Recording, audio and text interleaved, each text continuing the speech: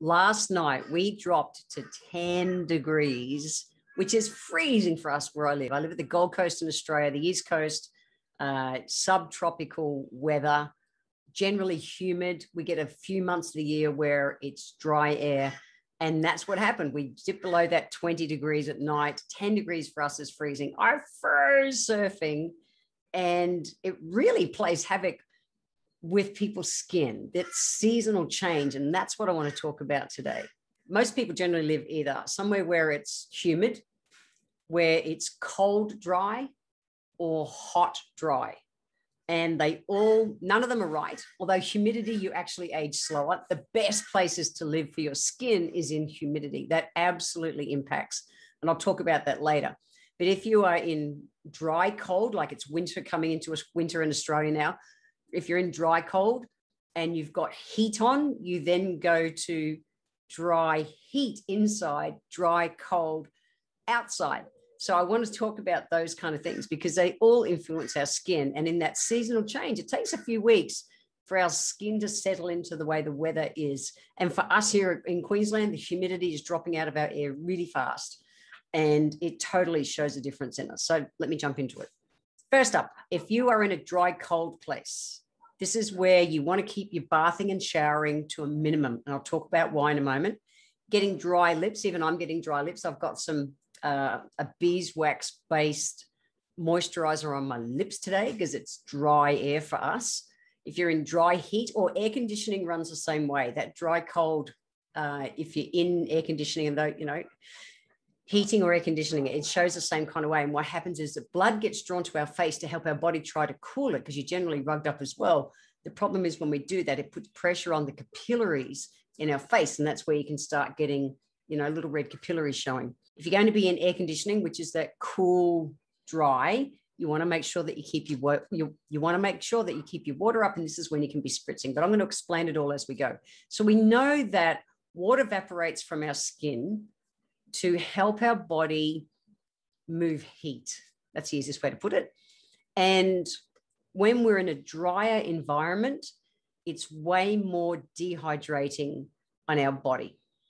Now, lots of things can affect it, whether it's, chemicals, diseases. But what I'm talking about today is that seasonal change that really reacts to our skin. So let's think about first, if you are in that dry, cold situation, which is more in the central parts of Australia, not here on the coast. Here on the coast, we generally have humidity, but where our humidity normally is in the 90% all day, every day for 9 months of the year, 3 months of the year, it'll drop down to 50, 60%, which for us is a big difference. But you might live somewhere where you get frost or you might get snow. And so moisture in the air, actually on your skin, and that is really minimal. When our body temperature drops that much, you find that you're not sweating as much.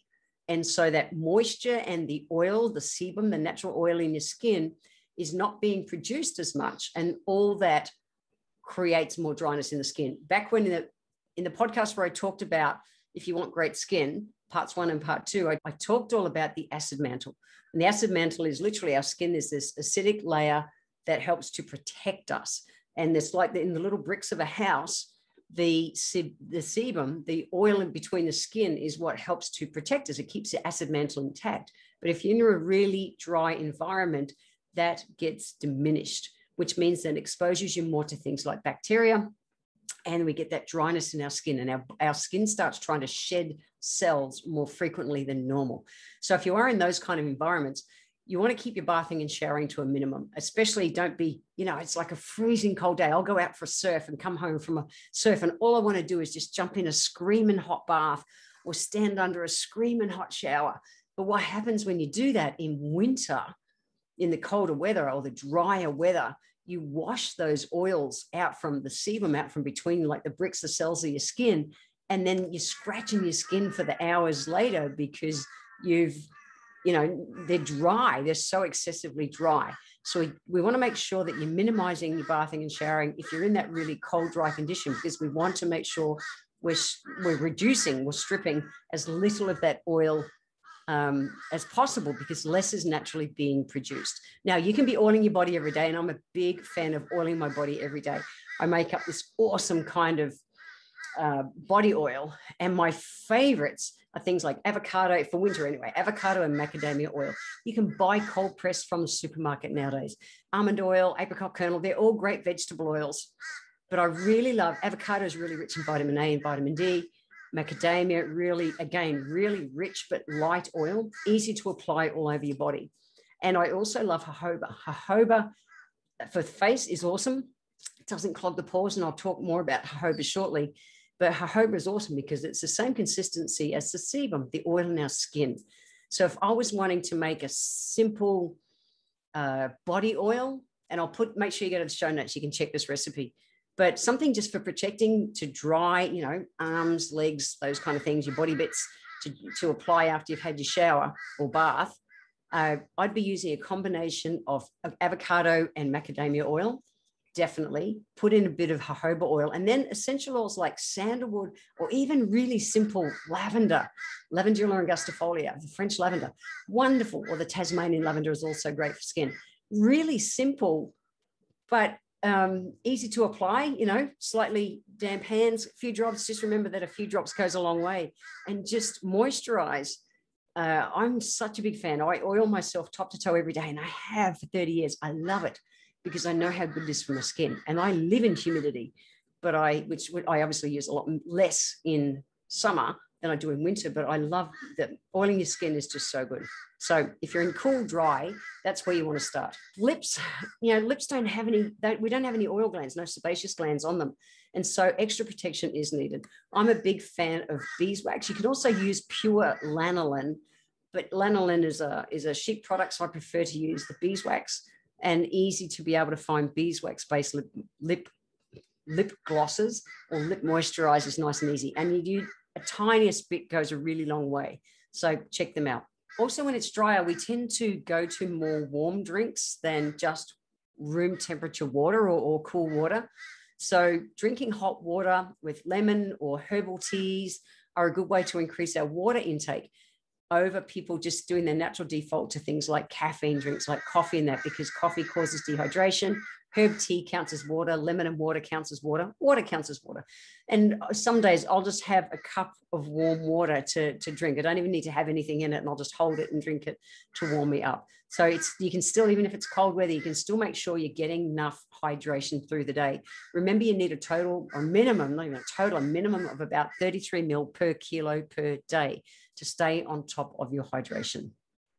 If the weather is just way too cold to have your shower or have your bath and then jump out and stand in the cold to put your oils on, maybe think about that they're part of your showering routine or your bathing routine, that you put the oils into the bath. If you're going to put them in the bath, use a water-soluble vegetable oil base oil so that the bath doesn't go getting all slippery. Otherwise, the oil just floats on the surface. But what I find is I can apply oils pretty damn quick on a cold morning. I'm traveling around the world in cold countries. I've still made sure I oiled my body every day. I promise it's worth it. When you're in that cool, dry, you also want to make sure that you're having plenty of omega-3 essential fatty acids. Now, they either come from fish oils like cold water fish, krill, salmon. I am not a fan of farmed salmon. Can you hear the crows? The birds are going crazy outside my house at the moment. Anyway, everything's perfect. I'll keep talking. But they've been very chatty today, which is just interesting. Yeah, so omega-3s, I'm a big fan of flaxseed oil for the skin, and it really helps to moisturize the skin from the inside out. So whether it's loose flaxseed oil and you want to have about a dessert spoonful a day, or if you're going to have capsules, you want to be having 3 twice a day to get a really good dose, especially in that seasonal change. So remember that 80% of good skin is internal, is nutrition. So no matter what you do, up the water and up the omega-3 essential fatty acids as well. Really important. Now, if you're in that really dry heat and it's seasonal change, so maybe you're coming out of cool, out of your winter, depending where you are in the world, and you're going more to dry kind of heat, water. That's pretty much it. In dry heat, the sweat glands are working even harder to be able to help your body cool. And so you just want to be making sure that that's replaced no matter what. Spritzing is really good in this, and even just literally cool water, a couple of drops of lavender and a peppermint, put it in the fridge and just spritz yourself regularly, but you still have to replace that water internally. If you perspire, you've got to put it in. And sometimes when you're in that really dry heat, your perspiration evaporates so quickly you don't even notice that you're perspiring. but you are. So water, water, water, water, water. I touched on the fact that if you're in air conditioning or in heating, sometimes that you'll find that, you're rugged up, you've got clothes on and you're red, you start getting red cheeks, rosy cheeks. And if you do that day after day, especially in heated, like winter kind of times, and then you go out into the other extreme, you can end up busting little capillaries on your cheeks, and that's not really good. So try to make sure you're at least sleeping without the heating on and having the thermostat down as low as you can that's still comfortable, and put an extra jumper on, because it's a lot less chance of damaging the fine capillaries on our noses and our cheeks.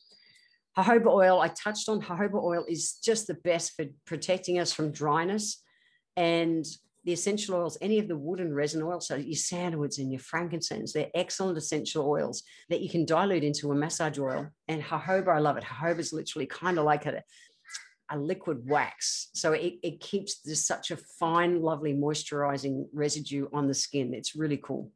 If you're in that really dry heat, you might want to bring a humidifier into the room, so, or even the cold dry as well. So a humidifier, we grew up with them as kids. You don't see them much anymore, but they were and if you've got a heater on in your house, that you can put a saucepan of water on the top of the heater to allow that to put some of the moisture back in the air. That's a nice way to be able to do it. Otherwise, if you can get an electric kind of humidifier where they'll usually hold a couple of liters of water, you put a few drops of essential oil on the top and it blows. It mists it doesn't heat it, but it puts that water out into the room, that moisture into the room. That is really important too. But if you do use like a heater, not an electric heater, obviously don't go putting water on the top of your electric heater, but make gas or wood fire heaters, those kind of things. Really think about being able to bring moisture into the room as well. And if you're in air conditioning, kind of reverse cycle air conditioning, where you're heating using air conditioning, it really sucks the moisture out of the air and out of your skin. So jojoba, put it with something like some avocado and some macadamia are a great place to go. Go to the show notes. I'll put a simple recipe in there that's really easy for you to make. And ultimately, go and live somewhere where it's humid, because I lived in North Queensland, which is just tropical 9-10 months of the year. It's 90% humidity, like 9 or 10 months of the year, and it's just bliss. And our body ages slower, our skin stays more soft and stays more hydrated. But you mightn't want to live in the tropics, which means you just need to take a bit more care with your skin than if you did live somewhere with more humidity. If you are in a really humid place, you want really fine light oils. I use face oils and body oils all the time, while living in the tropics. Jojoba, and then I'd go to something like an apricot kernel or an sweet almond oil as the base oils, because they're nice and light. Jojoba, because it is a liquid wax, can hold the heat in a bit. So if you really do feel the heat, you might want to just stick to something like an apricot kernel or a sweet almond oil as the base oil to still be able to moisturize your skin. Something else that we use in the aromatherapy world is glycerin. Now, not talking about the nasty glycerin taken from horses' hoofs, talking about glycerin, vegetable glycerin.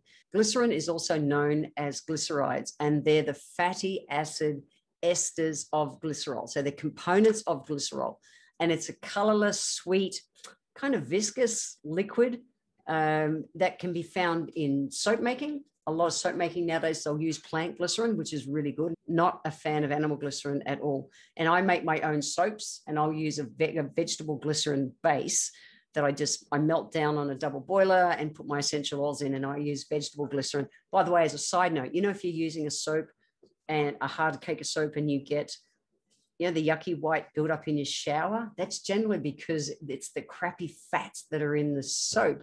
Where I use a vegetable glycerin soap, and I have a clean shower all the time. So that's just a sideline. Vegetable glycerin is really cool. Glycerin also acts as a humectant, which means it draws moisture. So it's good in that it will draw moisture from the air, but it will also draw moisture from the deeper layers of the skin. So it's not something you use in a moisturizer for long-term use, but it works really well in hydration masks. I'll put a recipe in the show notes about a simple vegetable glycerin mask you can make, but you're just not doing that kind of thing all the time. Using it in a soap daily, that's fine. But if you're really putting it in like moisturizers and stuff, long-term, they can draw moisture from the skin. So don't do that, but have it as a simple mask is a great way to do it. One last comment on jojoba oil too, before I close out, is I'm such a big fan of jojoba oil. I really do. It is such a beautiful non-scented, non-sensitizing, neutral carrier for essential oils as an alternative to moisturizers. And I've used it as a base for my face and body moisturizers for so long, like 30 years. It's excellent because it also supports collagen and elastin, and it holds moisture in what's called a non-comedonic, which means basically it doesn't go clogging your pores and creating blackheads. It's a seriously cool oil that you might want to play with. So what I've given you today is some ideas on that. Yes, we still need to look at water, good fats to look after our skin through these changes. It's not just a case of using oils externally. You've got to do it from inside as well for these seasonal changes. Coming from a place of prevention is actually really important. And that's why it's also the first healthy life hack. And that is, if you know that you usually experience changes, seasonal changes, the colder weather's coming, the news, the weather tells you there's a cold front coming, come from a place of prevention, up your water, up your omega-3s. I always have flaxseed oil in my fridge. I just do, because I know it's so good for me. And start looking after your skin differently as you come to that seasonal change. For me, when I start coming to the spring, summer, the humidity starts to rise. Obviously, I back things off and I start to use lighter oils. Seasonal changes are a reality. Maybe you live somewhere where the seasonal change is really quick. Here, we're in and out of it for about a month. Our autumn, I know it's technically 3 months, but sometimes we'll just slam straight into winter. But this year we're in and out daily. So skin's reflecting that. That's why I want to do it. So remember, healthy life hack number 1 is to come from a place of prevention. And healthy life hack number 2 is, where is your skin at right now? Do you need to up your water? Do you need to have some omega-3s internally, be they fish oil or flaxseed oil? And what can you use to treat your skin as it gets through this seasonal change? Head over to the show notes. I'll have those couple of recipes for you. Go to healthylifehacks.com.au. And in the next episode, tune in, because I'll be talking about the 8 most powerful words.